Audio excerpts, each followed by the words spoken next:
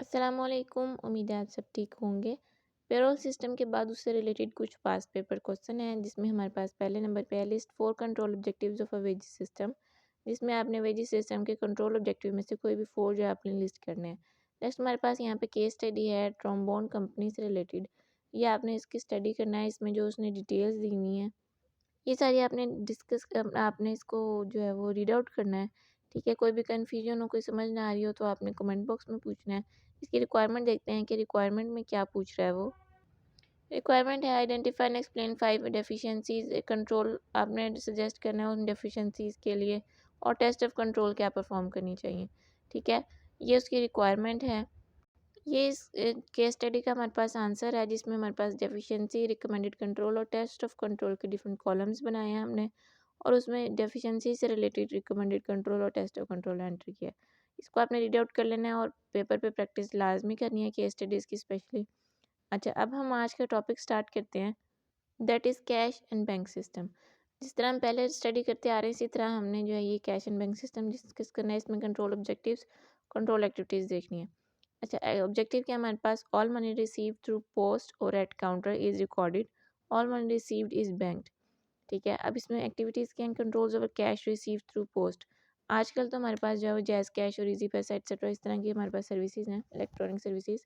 लेकिन ये previous era की बात हो रही है कि जहाँ पोस्ट के थ्रू अगर आपके पास कैश रिसीव हो रहा है तो आपने ये उसकी एक्टिविटीज़ परफॉर्म करनी है। Opening the mail should be monitored, कि जब मेल ओपन की जा रही हो तो उसको मॉनिटर किया जाए कि ये ना हो कि पैसे जो है वो खुद संभाल लिए जाएँ। Listing should be prepared by independent person for all cash and cheques receive through mail. Next है controls over cash sales at counter. Segregation of duties होनी चाहिए, restricted in number of employees होने चाहिए जिनको ऑथराइजेशन हो कि वो cash receive कर सके। टिल रोल और pre numbered cash receipts should be used to record cash sales and a copy should be written. At day end, total of till roll should be reconciled with the cash in hand by an independent person. ठीक है, उसके बाद हमारे पास है controls to ensure all money received is bank. जो money receive हुई है वो बैंक में भी है।